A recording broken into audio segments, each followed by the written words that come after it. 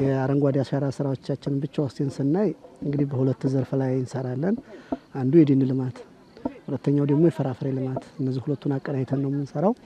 ስለዚህ በበጀት ዓመቱ ስናቅድ ከ230 ሚሊዮን በላይ ችግኝ በማፍላት ከ40 ሺህ ሄክታር በላይ መሬት እንተክላለን ብለን አቀደን ወደ ስራ ነው የገባ ነው። ይሄን ስራ ስንሰራ እንግዲህ እንደቀደም እንደነገርኳችሁ በደን ዘርፉ በፍራፍሬ ልማቱም እንሰራለን ብለን ነው ወደ ስራ የገባ ነው። የፍራፍሬ ልማቱን በበጋ ጀምረን ነው በሰፋፊ ክላስተር የተከል ነው።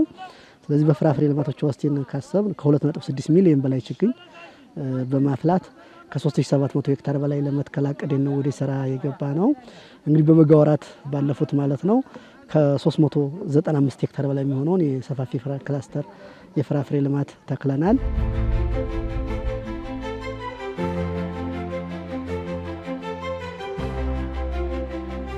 በዚህ ዓመት የአረንጓዴ አሻራ ፕሮግራም በክልላችን ቀደም ብለን አስጀምረናል።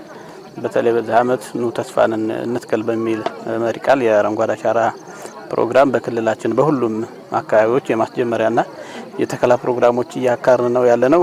በዚህ ዓመት በጥቅሉ በተለይ በአረንጓዴ አሻራ ወደ 1.6 ቢሊዮን ችግኝ አካባቢ እንተክላለን ብለን ርብርብ እያደረግን ነው።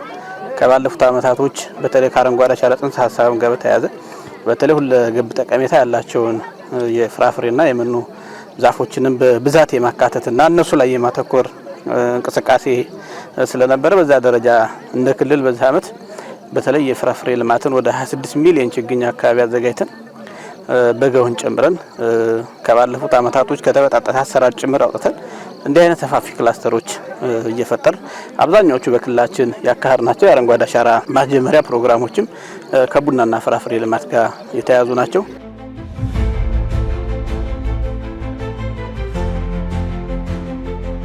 እንደ ሽንኩርት ከዛ በፊት በሽንኩርት ቀጣይ ደግሞ ስንዴ አመረት ነው። ከእህል ታገዳ እህል ይሻላል። ታገዳ እህል ይመረጣል። ደህና ነው። ጥቅም ላይ ትክክል የተጠቀሙ ሰዎች እያየን ነው። በጣም ጥቅም አለው።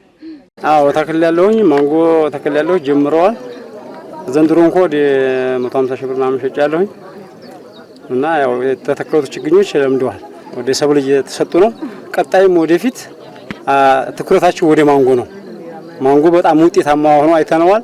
እስከዛሬ ያው በግብርና በማሽላ በጤፍ በምናምን ስንኖርበት የነበረው ኑሮ ኋላ ቀርነት ሆኖ አግኝተነዋል። አሁን ወደፊት ትኩረታችን ወደ ማንጎ ነው። ቢያንስ የ3 ቀን መሬት አለኝ። ወደ 150 ማንጎ የሚሆን ተከያለሁ።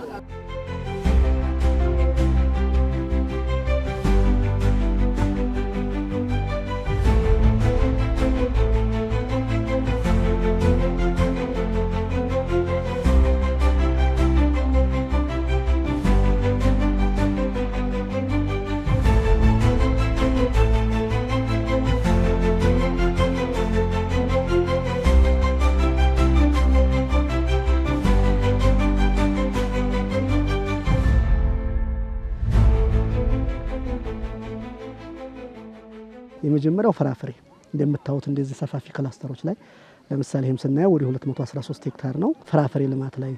ሁለተኛው የተራቆቱ ተራሮች አካባቢ ላይ ለደን ልማት። ሶስተኛ በአርሶ አደሩ ማሳ ላይ ደግሞ የአፈር ለምነት የሚጨምሩ ለእንስሳት መኖ የሚያገለግሉ ችግኞችን፣ በቦረቦር አካባቢ ደግሞ የአፈር ክለትን የሚያገለግሉ መግታትን የሚያገለግሉ ችግኞችን እየተከለን ያለንበት ሂደት ነው ያለው። እንግዲህ ስራ ሲሰራ መላ አርሶ አደራችን ይዞ ነው አርሶ አደር የበጎ ፈቃድ አገልግሎት የሚሰጡ የማህበረሰብ ክፍሎች፣ የክረምት ተማሪዎች፣ አዛውንቱም፣ የመንግስት ሰራተኛውም ሁሉን ተባብሮ እየሰራ ያለበት ሂደት ላይ ነው ያለው። ምናልባትም እስከ ሐምሌ 30 ሙሉ በሙሉ የችግኝ ተከላ ስራውንም እንጨርሳለን ብለን አቀይን እየሰራን ያለ ነው። ለዚህ ደግሞ መላ የዞናችን ህዝብ አመራርና ባለሙያ ተረባርቦ እንደሚያሳካውም እምነት አለን። የደቡብ ወሎም በዚህ ዓመት በጣም ሰፋፊ የፍራፍሬ ክላስተር ከሚሰራባቸው ዞኖች ግንባር ቀደም ዞን ነው።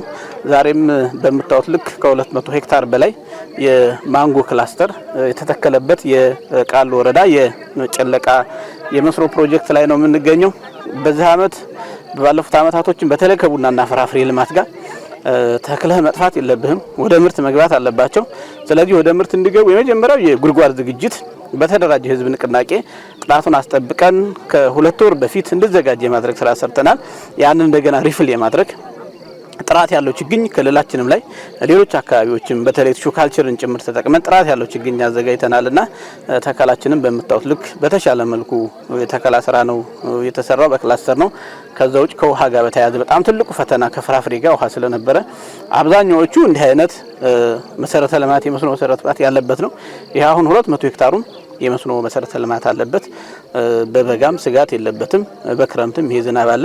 ስለዚህ በአግባቡ ማኔጅ ካደረግን ፍግ ከሰጠን ኮምፖስት ከሰጠን የማዳበሪያ ምንጨምር ከሆነ ከውሃ አኳያ ስጋት የለበትም እና አንዱ ፈተና እሱ ስለነበረ ያንን በማከለ መልኩ ነው። አንዳንዶቹ ትልቅ ክላስተሮቻችን ደግሞ መሰረተ ልማት ያለባቸው የሌለባቸውንም አሁን የሶላር ፓምፕ ጭምር እየተከለባቸው ያሉ የትልልቅ የፍራፍሬ ክላስተር የጀመርንባቸው እንደዚህ አይነት አካባቢዎችም አሉን። ከዛ ውጭ ጄኔሬተሩን በአግባቡ አቅርበን ከሀይቅ ዳርም ውሃ እያወጣን ጭምር ትልልቅ ወንዞችን ጭምር እየጠለፍን ከውሃ አኳያ በቂ ውሃ እንዲኖረው የማድረግ እና የማኔጅመንት ስራ የመስራት ነው። ለየት የሚያደርገው በዚህ ዓመት ያመራሩ ትኩረት ከፍራፍሬ ልማት አኳያ በጣም የተሻለ ከቡና ልማት አኳያ በጣም የተሻለ ተሰጥቶታል።